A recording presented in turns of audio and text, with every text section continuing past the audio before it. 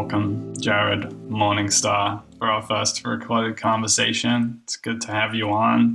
I'm not really going to say what I'm having you on. I used to say welcome to Sense Space.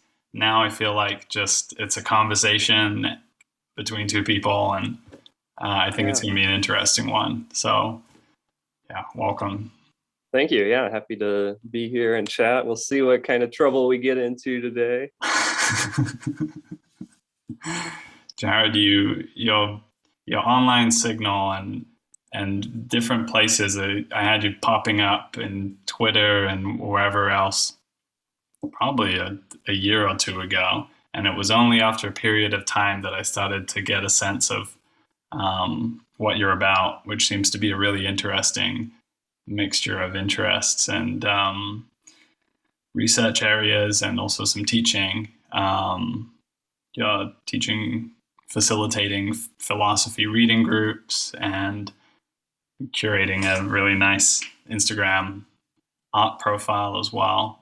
So, yeah, maybe you want to spit some rhymes about introducing yourself. For sure. Yeah, so I'm certainly all over the place. I don't have as public-facing a social media presence as many people do. I'm most active on Facebook. I'm kind of a boomer at heart in that way. But yeah, I do a lot of sort of philosophy, religion sorts of things online, or at least I try to.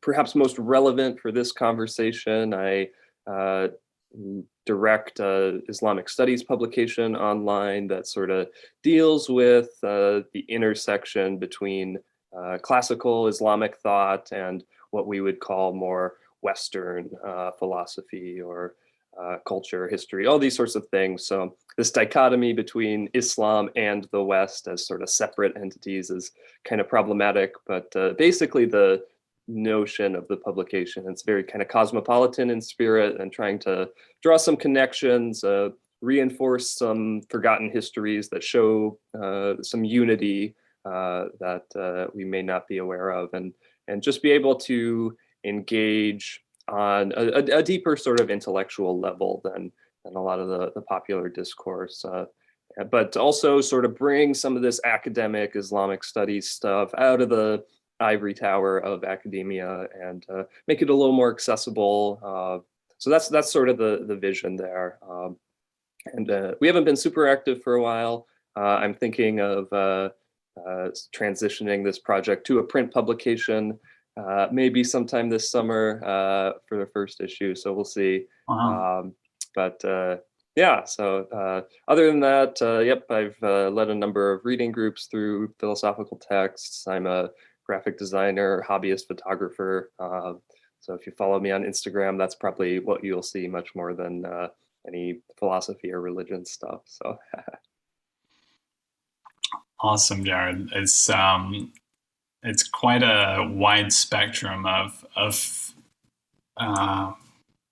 mediums of expression and inquiry, and I relate, I guess, because I started out very sort of just intellectual, just in that band, and then gradually began to sort of grow into more artistic bands of living and expressing. And I'd be interested to, I'm interested in what it means to be a thinker who's doing all those different things, and how they sort of feed in on one another.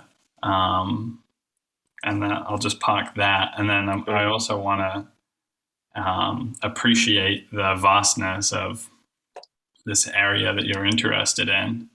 It really is a big sort of intersection, meeting point of the world, and of world history, and of culture, and spiritual, metaphysical frameworks, and all of that. And so you're really you're at a very rich, not clear boundary point, as you say. It's really not one thing, Islam and the West. It's there is this interplay, and you have to also be able to go through a journey in your own perspectives and be able to sort of shift into the mind of the other, I guess, in order to really understand this more deeply.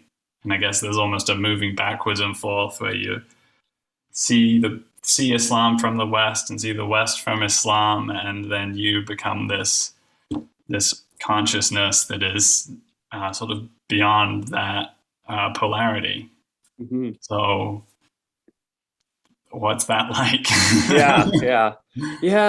It's certainly. I mean, it's more than just intellectual. I think it does have some existential dimensions if you're really taking sort of the metaphysics, the truth claims of Islam as a religion seriously, or even just Western thought if you're engaged with that on a level beyond sort of mere speculative philosophy. So yeah, I'd say, I mean, for me personally, I find myself very much in between in a lot of ways, and not just intellectually. So am I sort of a practicing Muslim living out Islam? In some ways, I fasted Ramadan last year quite successfully. I do pray. Not great at keeping it up, but neither are some sort of born Muslims. But I'm not exactly orthodox in much of my theological conviction. But I come to the Quran, the Hadith, the broader Islamic tradition to understand theology. That's probably some of my biggest sources for theological thinking. But I'm certainly very influenced by a lot of Christian theology and more recent Western philosophical theology, stuff like that.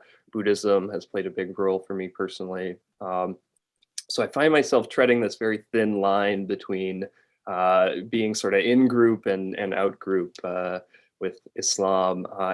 And really, I mean, it's deeply troubling almost at times because I don't want to come in here as some Western outsider and sort of engage in the mode of almost like appropriation, and where it feels like I'm just coming and sort of cherry picking what I like and just coming up with whatever my own sort of heterodox individualistic take on Islam is, and thinking that, oh, I figured it out.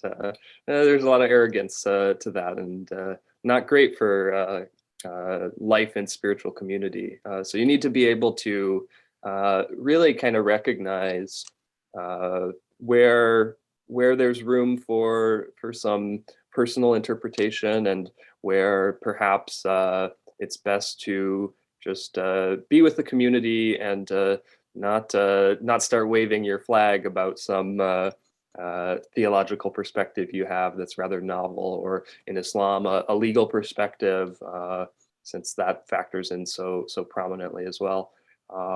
So yeah, it is difficult, and in a lot of ways, Islam and rather Muslims in the contemporary world are very sensitive in terms of things like theological innovation. And there's a whole history we can talk about in regards to that. So yeah, it's quite the practice of sort of mediating and being in community to try to be as respectful and authentic as I can simultaneously. But I think I've come to sort of a reasonable, happy place where I am currently, which is good. I still need to continue deepening much of my sort of spiritual practice engagement with the tradition, but I feel a sort of natural fluidity being in Muslim spaces, being with Muslims as a Muslim, more or less. So whether if I set all my specific perspectives, if I'd be sort of run out of the mosque, perhaps so. But I guess my own sense is that the theology, of course, it's important, but sort of towing a theological line has never been the core of religion for me. And spiritual experience, community, shared language, shared sacred text. These things are really what I think are able to bring people together and offer a more fundamental basis than having a really systematic theology that everyone shares or something like that. So I just threw out a lot there. I'll let you pick up what's most interesting, and we'll see where we can go. There's too much that's interesting that we could possibly speak about. I mean, honestly, this whole conversation, just meeting you, that you exist, is astonishing to me, and just very, very interesting. And you know that I've been on this track of becoming very interested in Islam broadly, I suppose, during my university years, though I would say I was drawn more as an outsider looking. I was drawn more initially from the West, looking towards Islam and trying to understand it, albeit trying to understand it much more deeply than any of the media or public discourse. Yeah. But I was still delving into it from a perspective of being sort of, dwelling in a position that was outside of it and trying to, but getting a lot closer to it than a lot of my peers, pretty much anybody that I knew. And so Islam was a strange attractor for me in many ways, because it's there are obviously these inflamed and intense areas of tension that I was drawn to. And I suppose that's, goodness, I haven't gotten to the bottom of why I was drawn to all of that. But as I grew closer, it became this thing, the more you learn, the more it reveals. Yeah. Like, you think you know what it is, and then it grows, and then it splits off into different schools and different lineages, and then you realize also, as you say, that a lot of it is about a lived practice, a lived relationship, a sense of community in relationship to elders, and the physical experience of getting your shoes and socks off, washing your feet, washing your hands, washing your face, going in a big room with a carpet with a bunch of other men of all ages, and all uniformly orienting towards one thing at the same time, with, sharing the same sonic airwaves of probably the Quran being recited melodically. And so, it's really interesting that I mean, you must be, my passion is dialogue, and that's my sort of become the core thread of my philosophical, experiential business and other life. Like, it's the through line for me. And you must have a real unique sense of dialogue. Yeah. Because necessarily, like, forgive me, what is your home state in the US? I grew up in Minnesota. I'm currently in Wisconsin, so I'm Midwestern through and through here. So having those conversations at I'm sure there are family barbecues or things where you have to navigate that, and then being the whiter looking guy with the colored hair in the mosque is probably sets you out as well. And so, there's a capacity to have to be a bridge, I guess, to be a meeting of worlds. Yeah, absolutely. And I mean, I'm certainly not perfect in these areas, but I think people have a general inclination to sort of meet you where you are, if you are able to sort of present some seriousness, present some authenticity, and show sort of deep concern for in Islamic spaces, certainly what's normative. So I'm going to be careful not to be sort of sticking out unnecessarily. I mostly want to just follow the practices, talk in sort of reasonable ways within the community, things like that. But yeah, then on the flip side, certainly fellow Westerners of a more secular bent, or even a lot of Christian Westerners really are not educated in Islam at all and have no idea what the religion's really about, what I would be drawn to with it there, which is unfortunate because I certainly more traditional kinds of Christians have so much in common with Muslims. And I think actually that is where a lot of tension comes from. But with that commonality, you either have the option for some building of close relationships and sort of appreciation, or a more combative, tense paradigm, basically. But yeah, it's and the secularists. I mean, it's difficult too because, and I think you touch on this in your dissertation. It's like Islam does have these dimensions to it that go beyond what a typical secular Westerner would consider just the proper religious sphere of life. You have the Sharia and Islamic political theory that's not secular. That's you're doing religion in a public way, or you're even instituting a religious state, or it's kind of questionable whether sort of pre-modern Islamic governance was properly considered a state, but you're doing some kind of political, religious combined sort of venture there. So regardless of the question of nation state proper, it's still something that will be very difficult for a secularist to really empathize with, understand, even know how to engage with. So yeah, big time. Boy, I mean, just like meta observation for me right now, like I felt so much pressure around speaking on this topic because it's such the context in which I was initially engaged in it was there was such a combative context. It's like the most contentious, most combative aspect of one of the most in public debates, and the sort of spirit of the new atheist time that there was, like that space, you really felt like you had to know everything.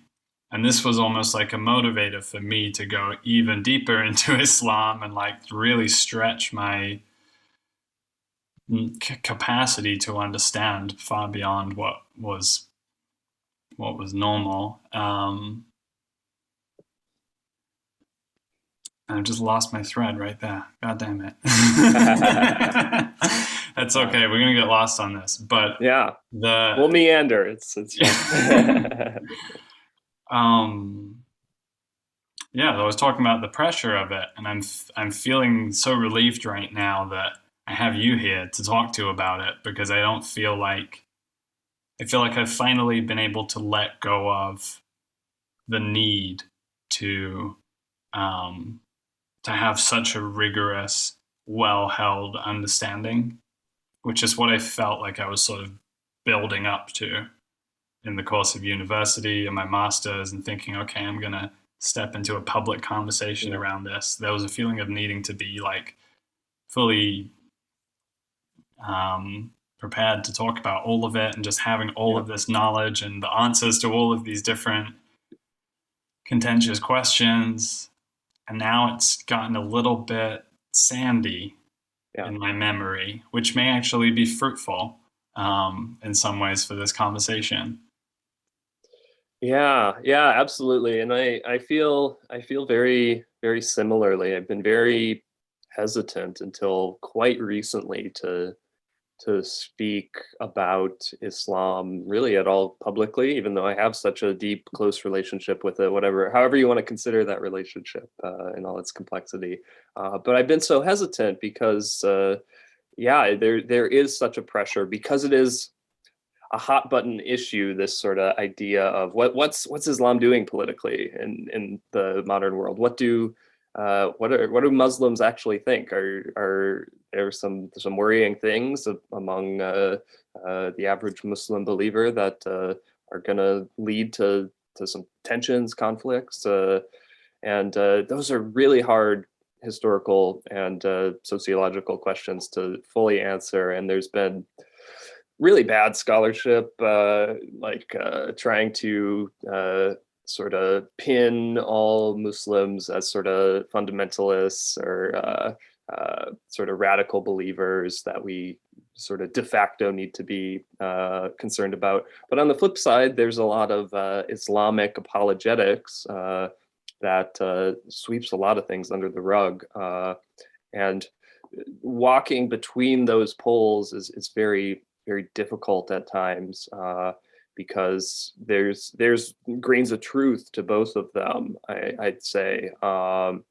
And how then you can sort of acknowledge the truth that, there are actually some very regressive beliefs that a lot of Muslims do hold. And that's probably something we want to deal with. But simultaneously, Islam and Muslims have been really poorly misunderstood and poorly represented in popular Western consciousness for literally hundreds of years at this point. It's not, this is not just a post 9/11 kind of phenomenon. You can look through the whole history of Orientalism and can find stuff in some big philosophers that you'll recognize talking about Islam, and they aren't exactly nailing it.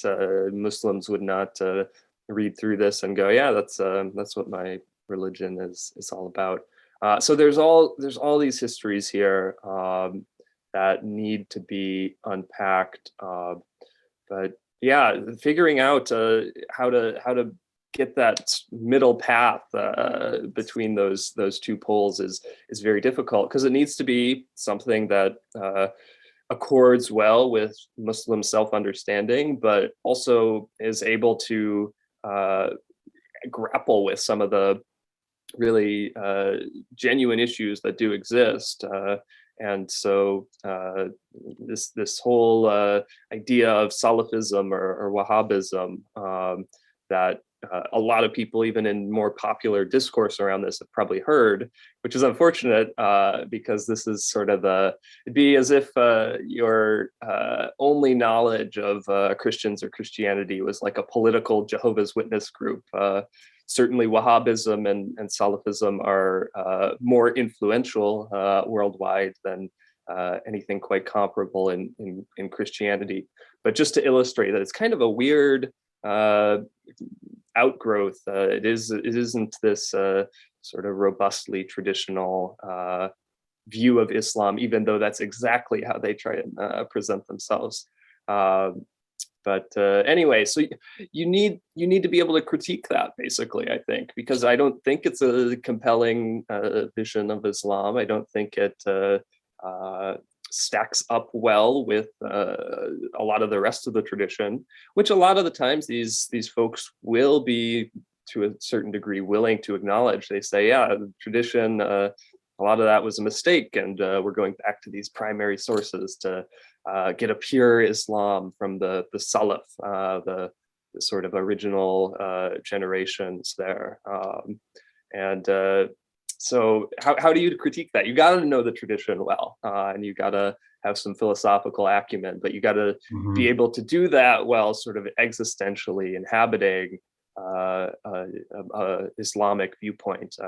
Trying to critique Salafism or Islamism more broadly from purely outside the Islamic tradition is going to be very difficult, I think, because it'll be viewed very much as a sort of another Orientalist sort of representation, trying to kind of force Islam into some Western box, this time in the mode of liberalism more so.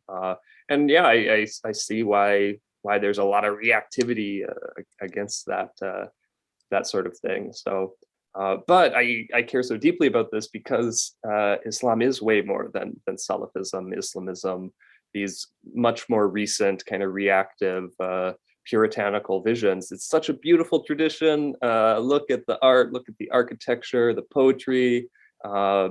The Wahhabis won't like this, but look at the music too. And even beyond that, it's just such a deep intellectual and spiritual tradition.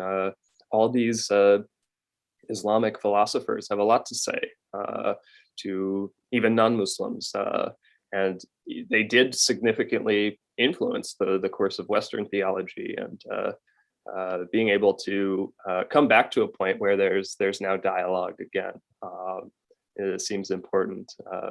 So. Yeah, I've again thrown out more than you can probably chew here, but there's some new ideas. I appreciate that. I do. It's I to be interested in this area is to be the bearer of those enormous interconnected threads that are just so much to actually bring through in a dialogue, and there's so much care that's needed, right? If you're dealing with the realm of the sacred, then it perhaps requires a different approach than a purely political way of thinking and arguing, debating.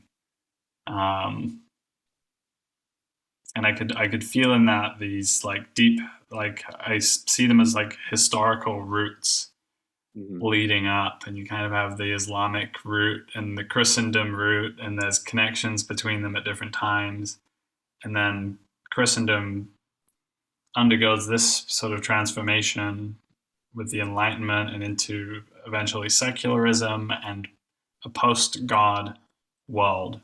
And Islam continues on its own track and interacts with that as well. And so where we find ourselves in the West now looking across, we're looking from a different viewpoint than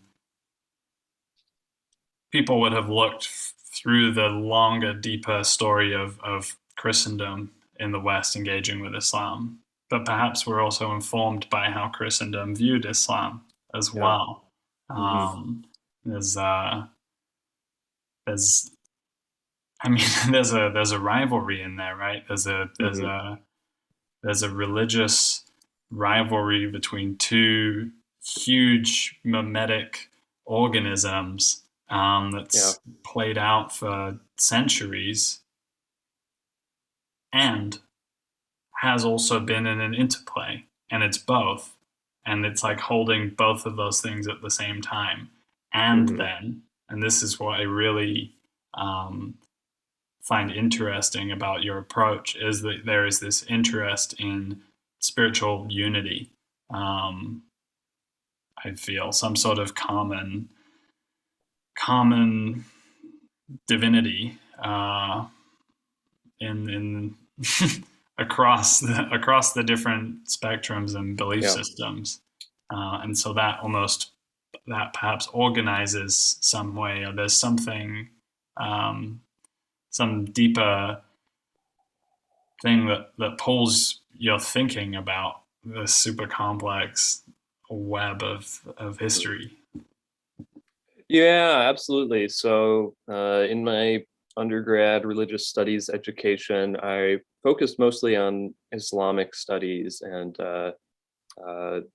in that education, I was sort of brought into this perspective of thinking on religion that is often called traditionalism, also known as perennialism, which is basically exactly that. It's this notion that pretty controversial in academia, actually. So it's kind of surprising that I was able to end up getting this perspective in my education. But anyway, the different religions, the world religions, are authentic revelations, and orthodoxy is real and authentic, and these are different ways in which God or ultimate reality has come to reveal himself, itself, to human beings in history.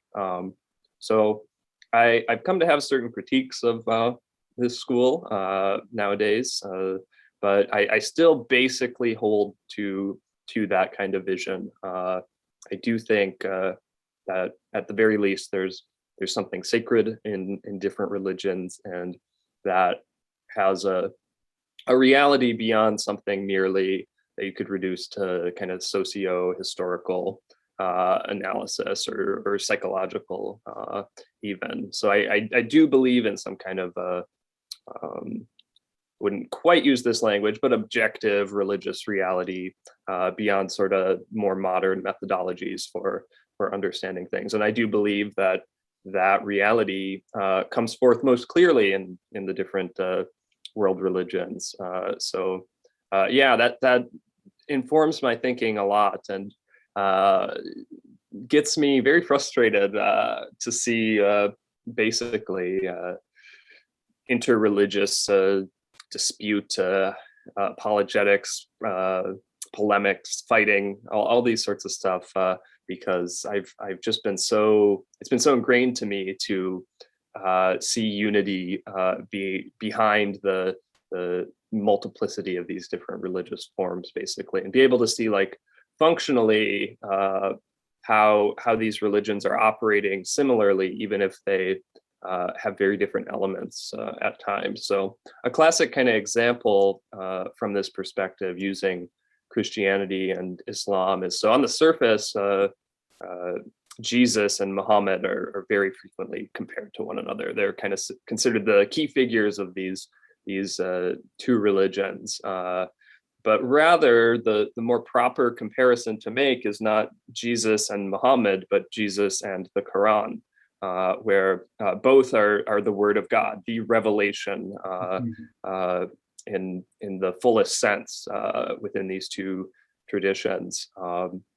And then from there, Muhammad is not then compared to Jesus, but to Mary as sort of the receptacle of the word of God. And Mary herself has a very high station in Islamic thinking. So being able to see, oh, there's these kind of functional similarities that you can kind of map on one another. And if you are able to find those and sort of have those as a starting point, you're going to have a much more coherent and productive conversation than trying to compare Muhammad and Jesus from their respective Islamic and Christian understandings. It's difficult. Muhammad had a very different function than Jesus did. So it's difficult to try and get that map to work between those two. I think there's a sense of Jesus being quite a distinct break from the Judaic lineage up to that point, and also claiming it, like quite radically breaking from it, but also being incredibly fluent in the lineage of the prophets. And you can talk about whether he did it or whether it was written in, but right. In any case, the prophecies were being fulfilled in all these different ways, symbolically. And with Prophet Muhammad, you also have this connection to the Judaic lineage as well, right? He's also kind of claiming and inheriting from that, and radically departing from the polytheism of Arabia before that. That's sort of part of the foundational break that Islam makes, is to establish monotheism in a place that was a little bit of Judaism going around, and a lot of other things, and some Arab desert polytheistic traditions as well. Yeah, I think that's an important point historically there. Just like the context, like Christianity did arise in a unique context, and so did Islam. You don't have the same sort of fight against sort of polytheistic or pagan idolatry within the immediate foundation of Christianity. Of course, you do have that later in its history, right. when it comes into Europe, but it's not the same as Islam, where going against the grain of this paganism of the time was literally a big impetus of the religion. God revealed Islam to as a sort of correction of the pagan idolatry, certainly immediately in Mecca and the Arabian Peninsula there, but I mean, the Islamic idea is that Islam is a message for all of humanity. It's the final message. So it's sort of a sort of rebuttal of paganism of all times and all places, which is interesting. Christianity, you don't quite have that in the same way within the scripture itself. Jesus comes, he is the Son of God. Salvation is immediately tied up with him, his life, his message, his crucifixion, his death and resurrection. It's this, certainly Christianity is a monotheistic Abrahamic religion, and that message is within Christianity as well. But you see so much more the centrality of this narrative, this drama of Christ's life and what that means for salvation, rather than this kind of almost like heady theological sort of cerebral notions of pagan idolatry as a sort of central religious concern almost. Yeah, of course, Christianity has idolatry as well in its theology, but I feel more sort of consonance with the Old Testament and some more Judaic aspects of the Abrahamic traditions in that concern of Islam. And I think that's it's a hard one, because of course Islam has this very strong monotheistic thrust to it. You can sort of view this through interesting developmental lenses that shows how monotheism is sort of a higher form of consciousness than paganism or whatever. Kind of contentious, interesting stuff nonetheless. But you can kind of understand how this concern of idolatry or shirk in Arabic there is going to be central for Islam as it goes forward. And even to this day, I think it factors in very highly in people's minds. And it's very much a double-edged sword. It's good for things like making sure you're not like worshiping capitalism or something, and like taking your worldly financial success as some kind of higher value than God, who has this ineffable characteristic and is the highest of the high, basically, these sorts of things. But it can also be very detrimental to so just kind of pragmatic worship, almost like being able to say appreciate or venerate a saint. It's a very, very hot issue in Islam. The Salafis are very worried about grave worship, where the Sufis will go to these, or even just sort of lay believers will go to these pilgrimage sites that are like the graves of these big Sufi masters, and have all sorts of sort of devotion and deep religious experiences because of the spiritual presence, the barakah of this saint who's passed on. And it's an interesting tension to have, because you don't want to be slipping into venerating a person too much to where you kind of lose sight of what's really supposed to be highest, and you exalt a person beyond what is reasonable. You don't see them as human anymore. That can be complicated. But also God as this monotheistic oneness, like how do you approach that? That's so abstract and disembodied that if you can find a person, a place, an artistic expression that sort of intuitively reveals that in some way, creating some kind of relationship with that seems to be the most kind of affectatious way to actually engage with God.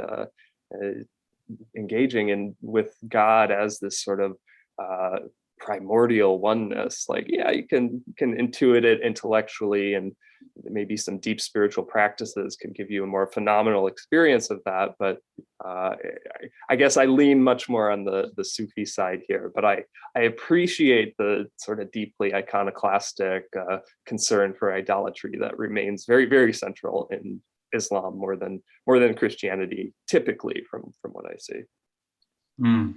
Yeah, it's striking the degree of similarities, but the similarities between the two occur at different times. But sort of the 1500s to 1600s, 30 years war kind of period where you had this conflict between Catholic Church and the Protestant heresy, which is actually where I am now in Bavaria, near Salzburg, Austria. Is like they wanted to shut down the heresy, and so they put out all this propaganda and these laws, and eventually ended up kicking out all of the Protestants from Salzburg and making them leave to go to some other part of Germany. So that's interesting. And from my past standpoint of being pretty godless, I was thinking about this in terms of mimetic, in mimetic terms. I was thinking about these things as in like evolutionary organisms in a sort of objective sense of having their own interests and having these membranes. And with that, there's a desire to keep what's out and keep what's in, and to have a clear sense of which is which. And in a rivalrous games kind of context, in terms of like sense-making talk, you want to have that in order to be able to compete in the religious marketplace conflict of what will be true, what will triumph. And I do think there is that triumphance that has surely been an aspect of Christendom for hundreds of years and in different ways. And I feel it in Islam as well. There is this aspect of taking joy in being in the triumphant group. And at the time, I perceived that in a pretty hostile way. Like I felt like, okay, yeah, that's supremacism. It's similar to any other kind of supremacism. It's you're really attached to the idea of winning against another group. But these days, I feel that there's spiritual emergence going on now in the world and in this time, and I kind of feel like there is a wave coming that a lot of people from all different kinds of spiritual backgrounds are going to be surfing together into a pretty different world, and one in which conceptions of God and experiences of spirituality are more commonplace and more strange and more interesting and more nuanced and more subject to interfaith, into tradition, interpersonal dialogue. Yeah, I certainly I've kind of redeveloped a kind of concern for this supremacism, if we're going to take this more normative term. I do think it's genuinely an issue. I think I just want to say that I do recognize that is a political move. Like when I was picking that term out, I was picking it because I saw it strategically would connect with the language of the progressive left side of things. Have a lot of blind spots in relation to anything challenging in the Islam area. So Yeah. Um, Yeah, that's very interesting. Yeah, so we could also say sort of exceptionalism or exclusivism would be a perhaps more properly religious term. I think religious exclusivism in the way it's typically manifest, really in kind of any of the traditions, is deeply problematic for our pluralistic world. If you think that everyone outside of your select sort of religious in-group is sort of totally on some wrong path, or that you really need to save them and bring them to your group, that's going to create some very basically problematic relations socially and politically with different religious groups, basically. And I think there's good resources in any religious tradition to sort of push back against that kind of exclusivism. I think there's things that balance it out, but I think especially in reaction to modernism, you see in all sorts of different religions, but certainly Islam, a retreat to a kind of very harsh exclusivism, supremacism. With disastrous consequences, basically. But I think we can find these resources. So as you were speaking, I remembered a hadith that I was told recently. Is something along the lines of wisdom is the lost property of the believer. Wherever he finds it, he may sort of take it, benefit from it.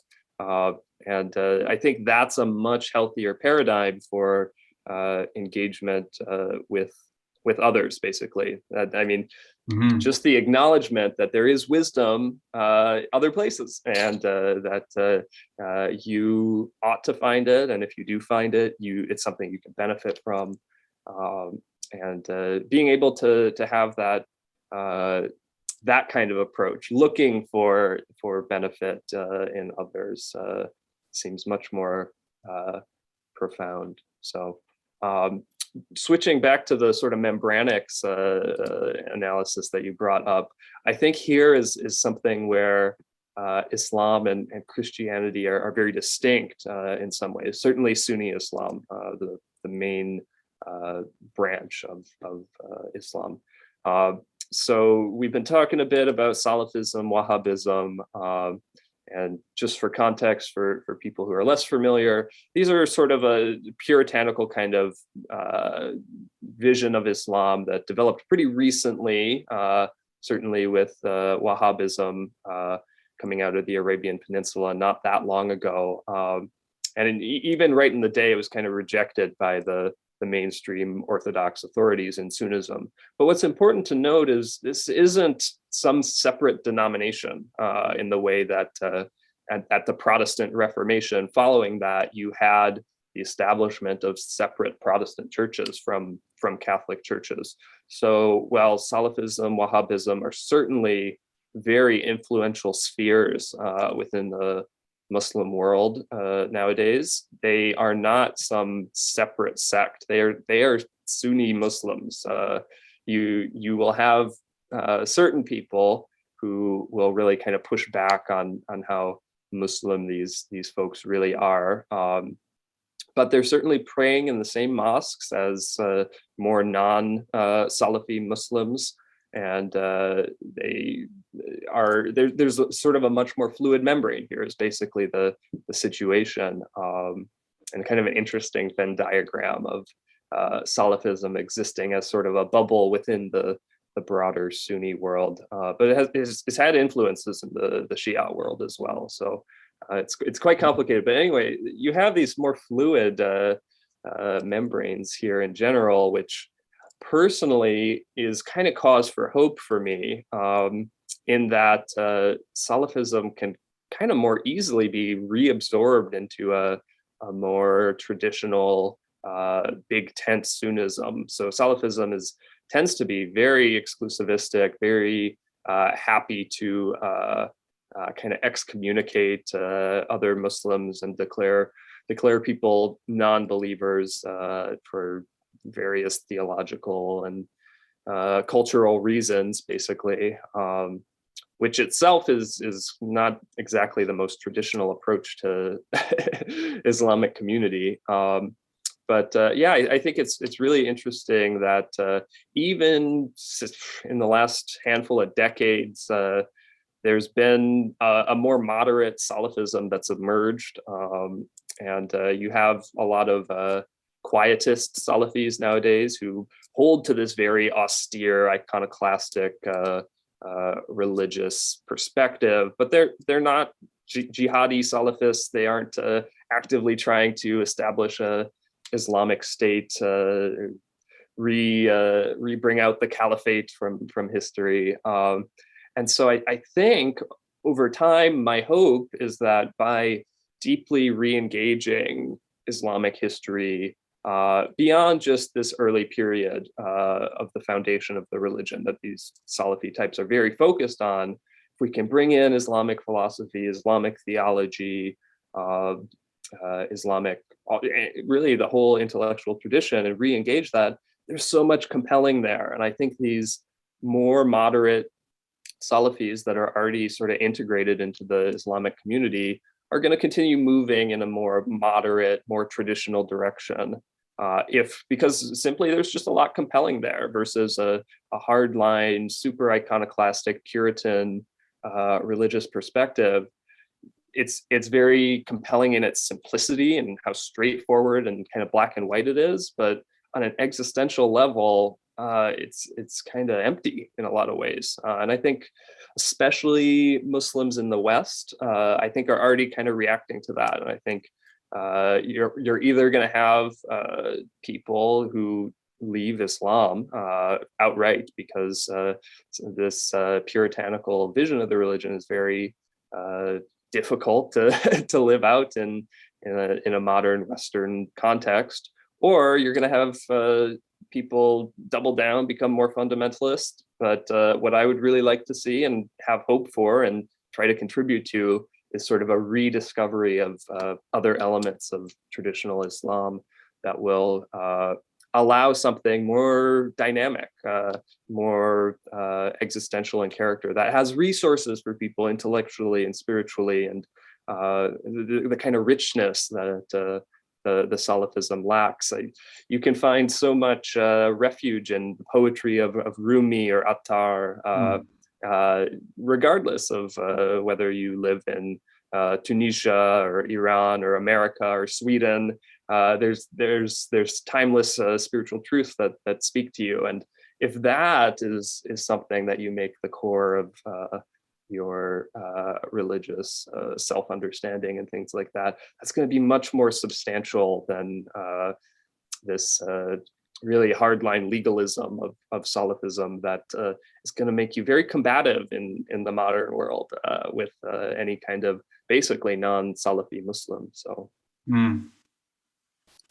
Yeah, boy. I mean, that I'm like, part of me is like, but wait, the audience, I need to somehow like explain and contextualize all these different, and like, boy, like all the different, there's so many multiplicities and spectrums just within the Islamic world, and then within the historical lineage. So speaking to Wahhabism started in Saudi Arabia in the 18th century, and then Salafism sort of somehow becoming very engaged and spread into Bangladesh and spread into Western Islamic communities with the support of the money that by historical circumstance all went into the pockets of the Saudis, who have the personal, Arabian culture, I think, has its own character that is distinct and perhaps more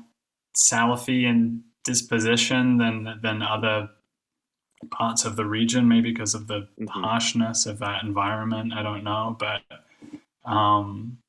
that quality of Salafism is that those binaries of Tawheed and Shirk and Halal and Haram, and those are so sticky for people. I think like it's a little bit like I often think about veganism. My mom converted to veganism, and my sister did for a while, and I had to have two vegan Christmases a few years Hmm, ago, which was tough. interesting. But um, when I saw veganism spreading, I was like, I kind of know what this is. I've seen this. There's something about extending the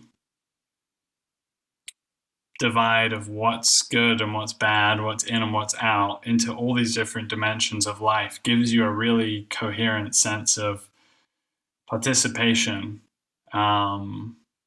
know what food is sanctified and unsanctified. You know what's metaphysically in, what's metaphysically out. If you're hardline Salafi, you know how Yeah. tall your trousers should be hanging above your ankles. All of this stuff. In a way, it takes care of everything, and all the questions are answered. And that for me was um, that's probably my biggest dispositional difference. I feel, at Mm, least with the Islams that I've encountered, is this underlying sense that the questions have all been answered. mhm. And for me, spiritually, I feel that the nature of God has to be somehow even growing, Yeah.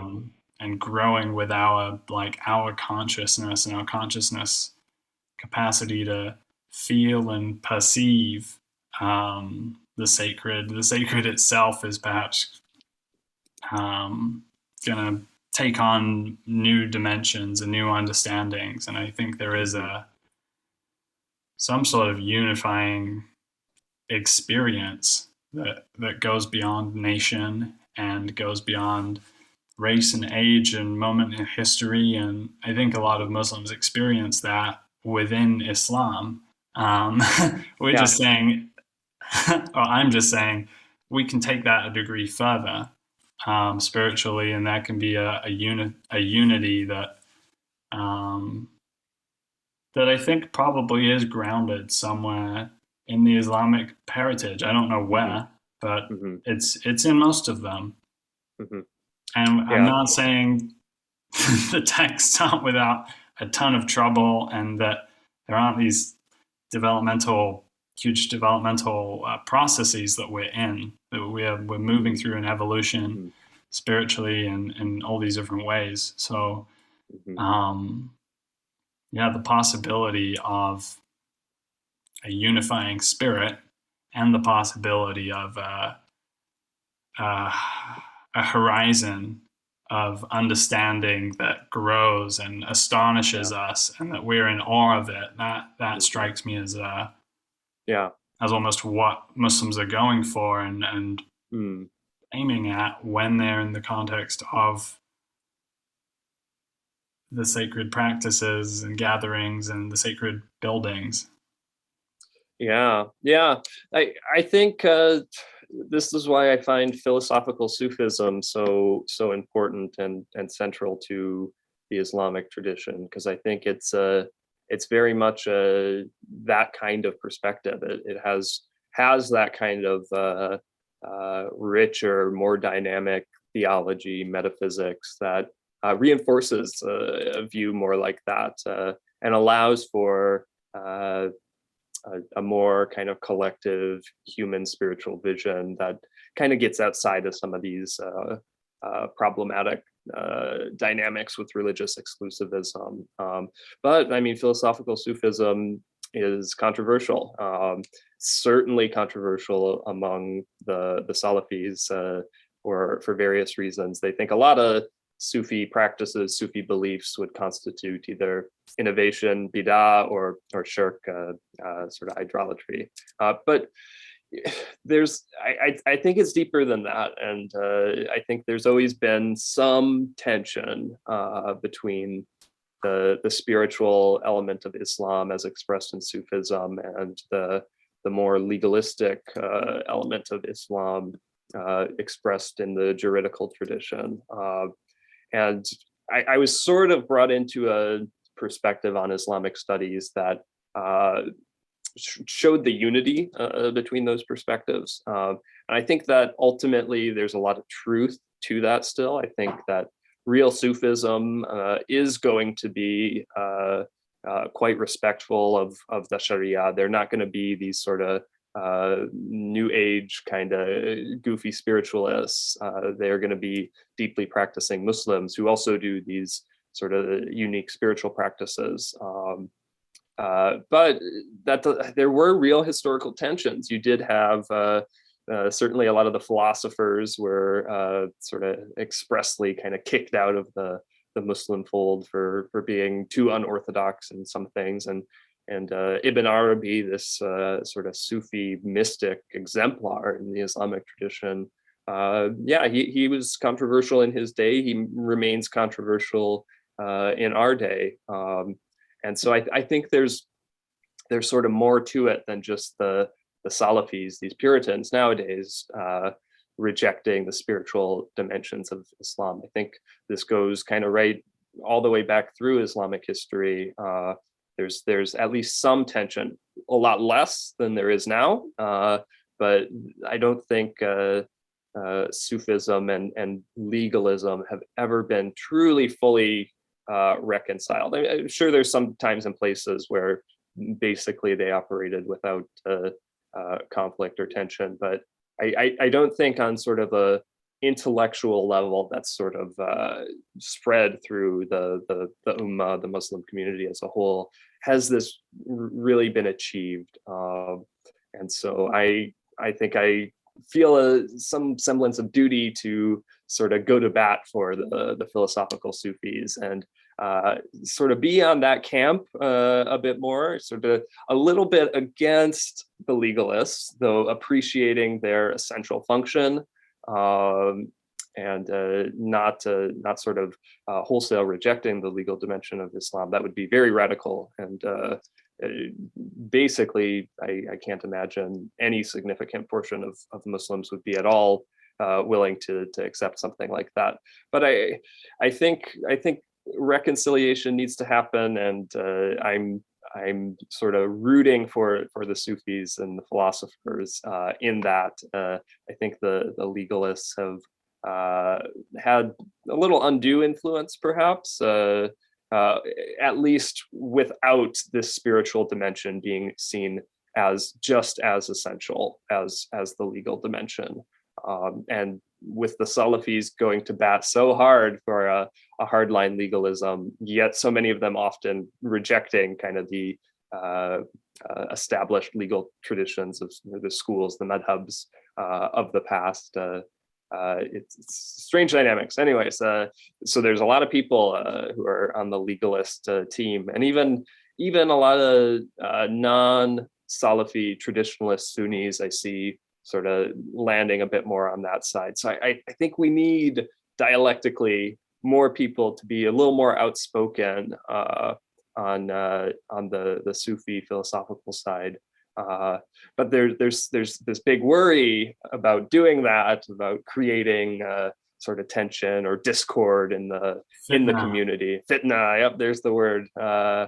And I wish that the Salafis had the same sort of concern about how they are doing that as the more Sufi style believers did. I think that is very exemplary of sort of true spirituality of the heart, that you're like this concerned about how you're engaging in this dialogue and putting forth certain viewpoints could cause harm to the community, basically. I think it's a reasonable concern to have. So I'm glad that the more Sufi folks do display that kind of virtue. But I think they also need to kind of get out there a little bit more and promote the resources that they have against some of the dry, rigid legalism. Not that that's all legalism in Islam. There's very beautiful approaches to the Sharia that are more existential, not just sort of this is what God needs you to do, get to it. But I think already that form of legalism is more in dialogue, engaged with spiritual aspects of the religion, Sufism, etc. So, yeah, uh, there's so much to it, and I want to bridge the dialogue further still with Mm, the Western context, because that I feel like there is like so much of it is the case that now Islam and the West are cohabiting. yeah. We're sharing the same house. We're effectively becoming a big family. And so it's like, how do you relate uh, to your brothers and sisters in whatever, in the context of country, of shared country, and of shared humanity? There's been I guess there's been a move to like sort of each to their own has sort of been the disposition, and that's been Mm, there's almost a colonial logic to that as well, of like just letting each group run their own thing, and the government will take care of the taxes and yeah. everything. And but there is, I feel, just this natural likelihood of like there is a dialogue. I feel there already is a dialogue. It's just Hmm. to what extent is it actually able to be given life? Yeah. Like the dialogue is there at the level of the young people going out and engaging with the culture around them, and then how they are relating to their grandparents from Bangladesh and from Hmm. back Yeah. there. And there's a huge divide with that as well. Like, gosh, Hmm. I went to university with guys who were my friends who like their parents or whatever wanted them to have an arranged marriage with someone Yeah. back in Pakistan, and or they sort of suffer a lot from just living totally separated lives, Yeah. where like their reality is disconnected, but it can't be held or integrated Mm, into the world of their parents. So they have to sort of fragment. hmm. And in some way, I guess over time, I'd hope that there was a natural integration, and with that, some sort of conversation, and like, what are the, on what terms can Hmm. that dialogue be held? Yeah. On what ground is there even an appetite for it? Um, Speaking from a standpoint of a Westerner, I don't think it's for us to like demand that Yeah. I agree. Yeah. what the other person should engage in the dialogue or not. Hmm. It's how we are relating to the dialogue.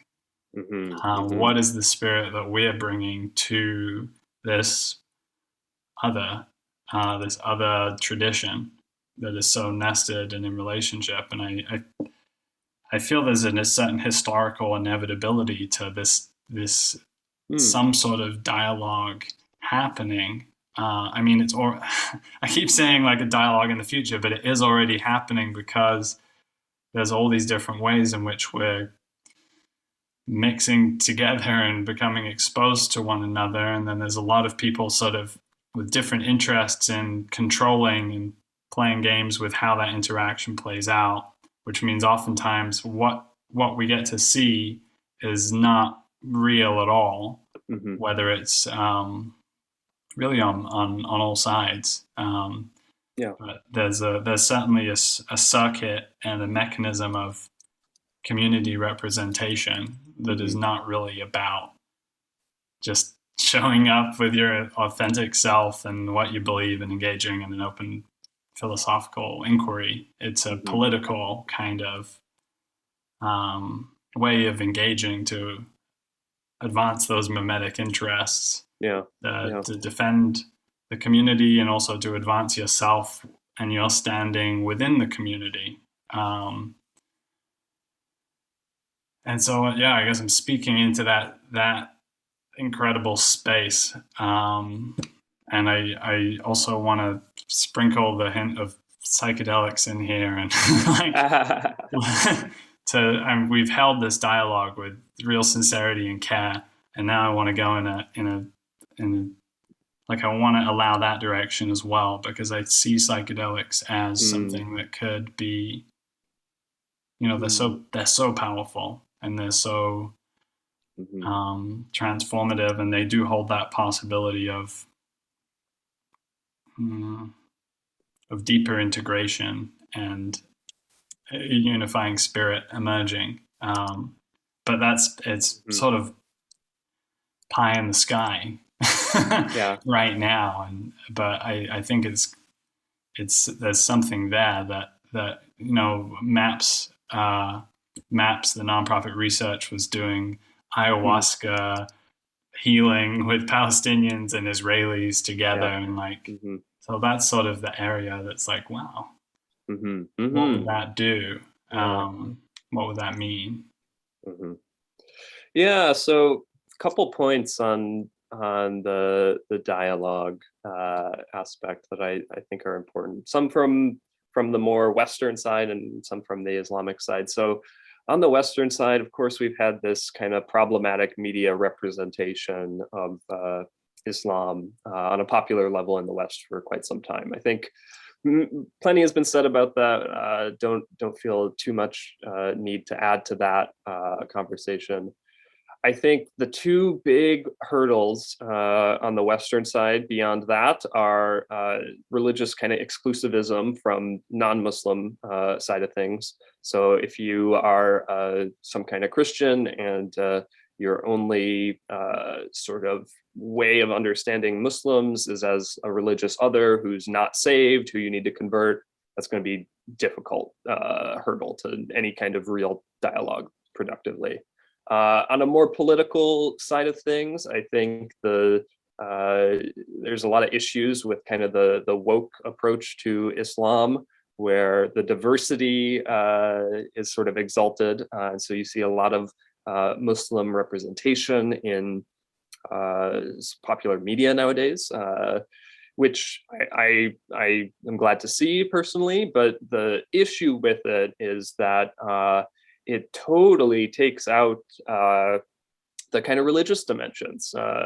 Islam becomes almost a racial category, maybe a cultural category as well. But the actual substance of the religion is really left in the dust. And as soon as you engage at that level, you see basic tensions between a woke view, which is typically non-religious and very socially progressive, and Islam, which is explicitly religious and has many socially traditional perspectives, which you have progressive Muslims nowadays who are challenging that, of course, but by and large, the Muslim world is still very socially conservative compared to wokeism. So there's a basic problem of representing Muslims as this kind of exalted, diverse other, but not being able to actually authentically represent them as most Muslims are, which is going to be more socially conservative.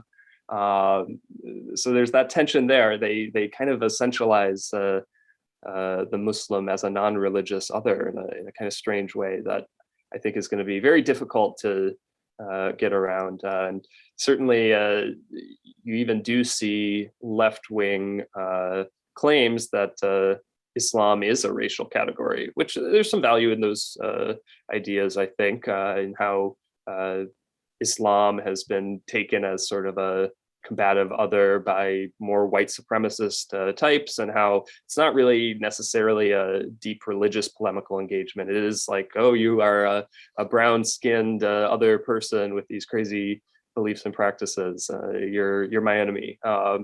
But there's a lot of Muslims I know, and there's some intellectual work here really pushing back that we shouldn't take this lens of viewing Islam as a race. There's better ways to approach this that are more authentic to the religion itself and actual Muslims and their self-understanding. On the Muslim side of believers in the West, the meme that's really kind of troubled me nowadays is especially among young people, you see a real strong adoption of anti-liberalism as a perspective that people are taking as a very essential aspect of their religiosity. So it's not just sort of a philosophical belief that they are incidentally holding. It's something they're seeing as a necessary component of their religious perspective on the world, basically. So someone who I think is really exemplary of this is Daniel Hakikacho. He's always railing on liberalism, modernism, LGBTQ, and he talks about these issues way more than I see him talking about just sort of basic Islamic things of prayer or ritual practice or Quran recitation. It's really his brand to be this staunch anti-liberal. And I think you see a lot of young Western Muslims, especially of a more Salafi bent, latching onto this. And I think there's a lot of good critiques of liberalism. I empathize with a lot of what they're doing, but I do worry about how much it is turning basically a religious foundation into a sort of reactionary political position, and taking that as sort of an essential thing. You're not going to be able to have dialogue if all you are focused on is sort of dismantling liberalism, even if there's critiques that ought to be heard. If that is your primary religious objective, it's going to be combat that you're going to be hitting up against, especially in the West, where liberalism sort of is the basis for allowing religious freedom and these kind of critiques to even have ability to take shape in a public forum. There's a basic tension here, because certainly if the West did slide into an anti-liberalism, it wouldn't be an Islamic anti-liberalism, and these Muslim critics would likely have far less sort of rights and abilities to express themselves in society. So I think there's some sort of unconscious tensions in a lot of that critique. But on the other hand, I think because of some of these abilities of religious freedom, freedom of speech, cosmopolitanism within the West, I see also some of the healthiest expressions of Islam here that are more intellectually robust, that are engaging Western traditions and Islamic tradition more deeply. Both the Cambridge Muslim College in the UK and Zaytuna College in California are really doing sort of excellent work in that regard. And I think my hope is more people get pulled in that direction. And I think some anti-liberal critiques are going to be existing there as well. But at least in that domain, I'm not seeing this kind of political reactionary perspective being placed as sort of the central or a central religious concern. It's something important, certainly, but it isn't the kind of driving force for those more traditional types of people. I will say, given my little defense of liberalism here, I don't think that a wholesale adoption of liberalism is the right move for actually Islamic countries. So I think trying to insert liberalism into a foreign context like that is going to be messy, difficult, and not going to go well. I mean, we've been trying it; it's not going great. But for Muslims living in the liberal West already, I think there's actually a lot of benefits to that paradigm. But I'm not viewing it as sort of the essential political paradigm that is good for Muslims. Not at all. So I think you're going to need to see some sort of religious governance in Islamic countries. If it's going to be at all democratic, this is simply what people would want in most of these countries. So there's this little bit of tension between Islamic liberalism and Islamic democracy. That Shadi Hamid has talked about this a little bit, and I found his remarks pretty interesting in that regard. So liberalism is going to have impacts on the Islamic world. It's going to influence things, but trying to get a wholesale adoption of classical liberalism or even a more kind of Rawlsian type of procedural liberalism, I'm not hopeful for that in the Islamic world. I think really trying to force that is going to have more externalities than letting these people self-govern and find their own way, which might be anti-liberal in some respects. But I think that will allow development, basically, in a more healthy way, not without conflict, I'm sure. These countries are being asked to modernize so quickly. Of course, there's going to be a lot of hiccups, especially in wake of colonialism. So anyway, I'm talking. So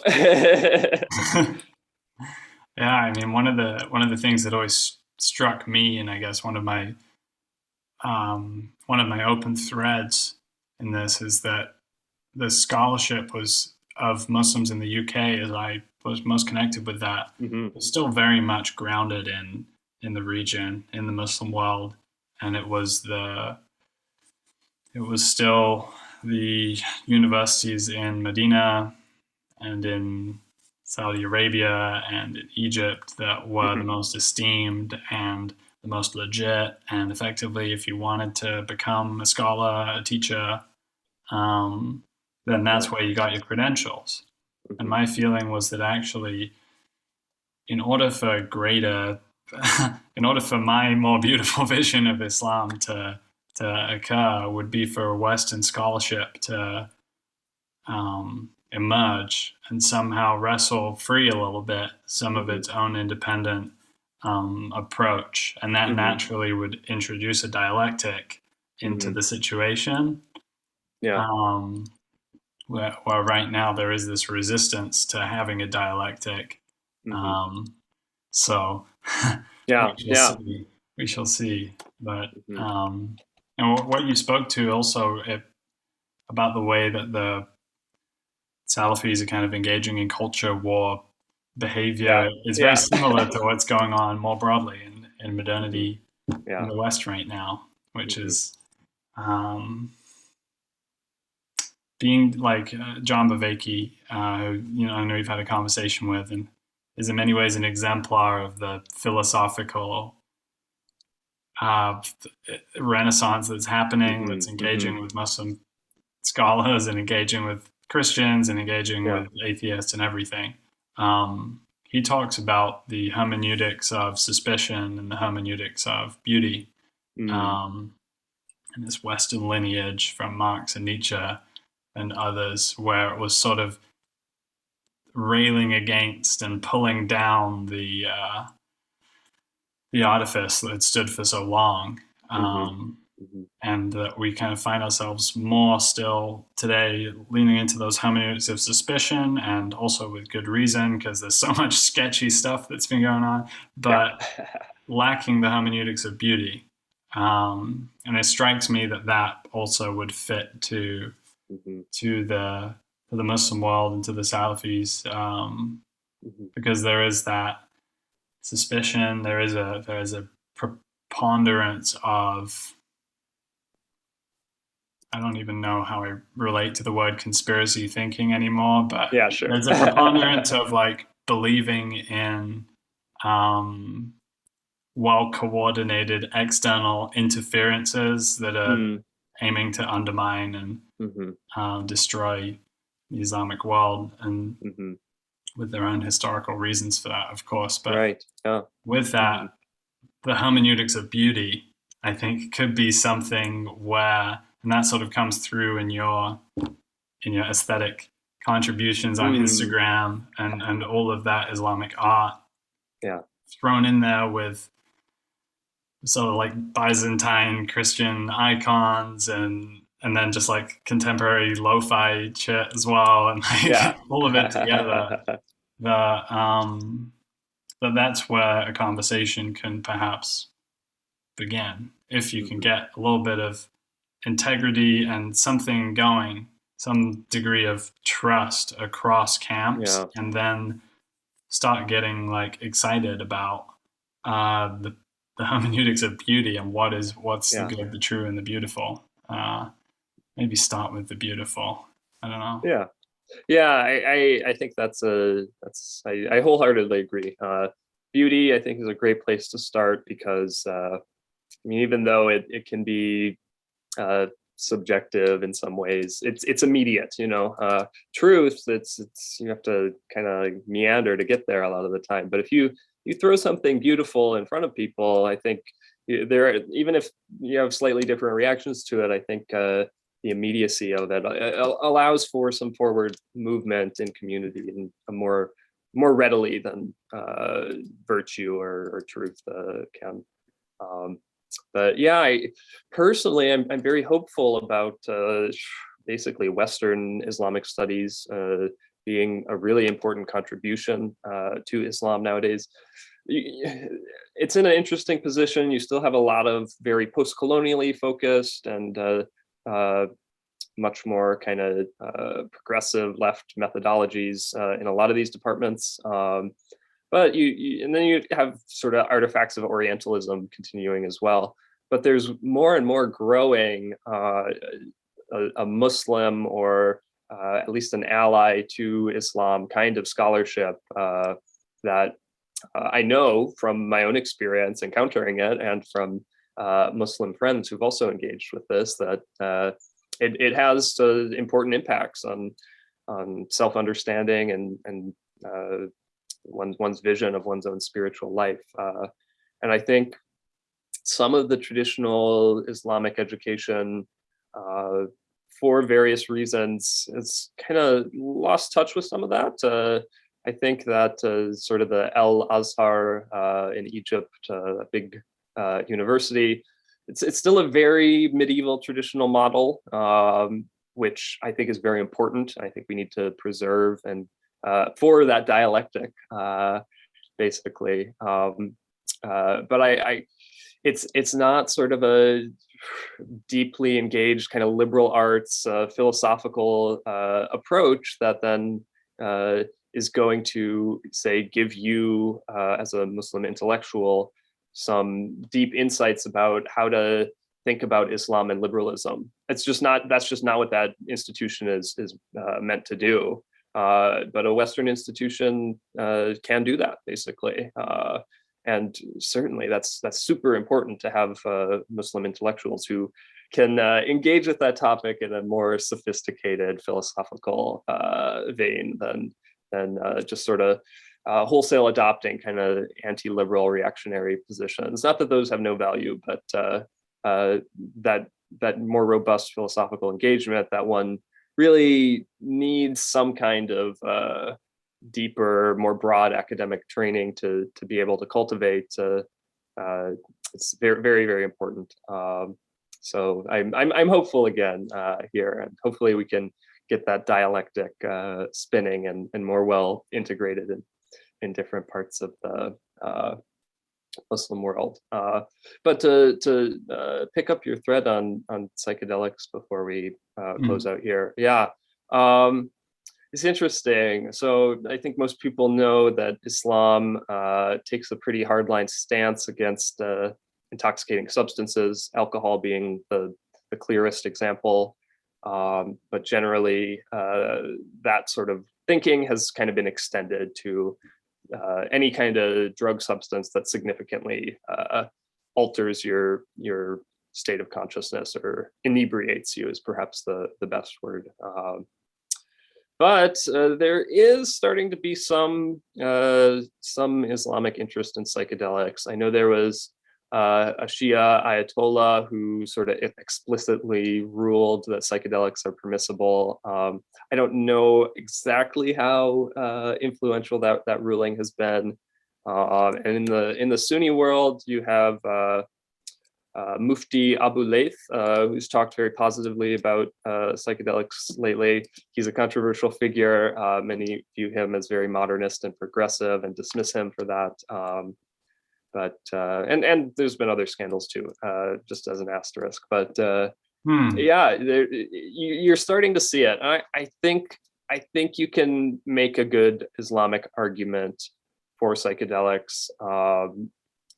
Definitely in a medical context. I mean, certainly as psychedelics become accessible medical treatments really soon. I mean, we're already seeing it a lot, but MDMA is really very, very likely to be available as a a treatment starting next year, basically.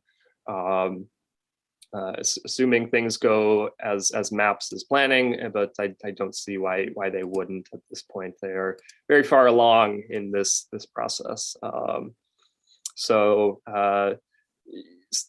Muslims are having no problem taking sort of medications for medical reasons, even if they have an intoxicating effect. They are pretty fine with deferring to a doctor's expertise there. So I think the same paradigm will basically slowly be taken up with psychedelics for medical uses.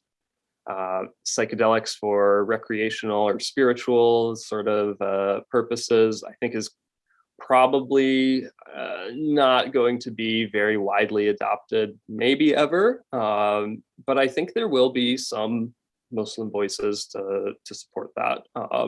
I think they can make good arguments. I think you can argue that psychedelics aren't really intoxicating, even if they are mind altering. It's a very, very clear-headed experience in many respects. And really, I think the Islamic tradition has excellent resources for sort of understanding the psychedelic experience and integrating it, certainly on the Sufi side of things, but even just a lot of the terminology, this idea of the ghaib, the unseen in Islam, is a very important one. And I think psychedelics could very easily be viewed as sort of seeing the unseen in a lot of ways. And this idea of an imaginal realm that Ibn Arabi brings out so clearly, and then Western scholars like Henri Corbin built upon really beautifully. There's some really great resources there, I think, for understanding the psychedelic experience. And I'd love to make an Islamic argument for psychedelics as sort of a valid spiritual experience, and not just viewed as hallucination or something almost demonic, which is a typical view of psychedelics across different more traditional religions. I see it in Christian circles as well as Islamic circles. But yeah, it'd be pretty controversial, and I certainly have no authority to really propose that. But I think you could at least make the argument, and I'm interested to see the argument be made, and maybe I'll wade in a little bit. So okay, I won't be coming away with a fatwa today. Oh man. Wonderful. Yeah, so maybe some pragmatic use of medicine.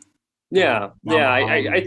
I think that's at least reasonable to be expected from Islam. So awesome.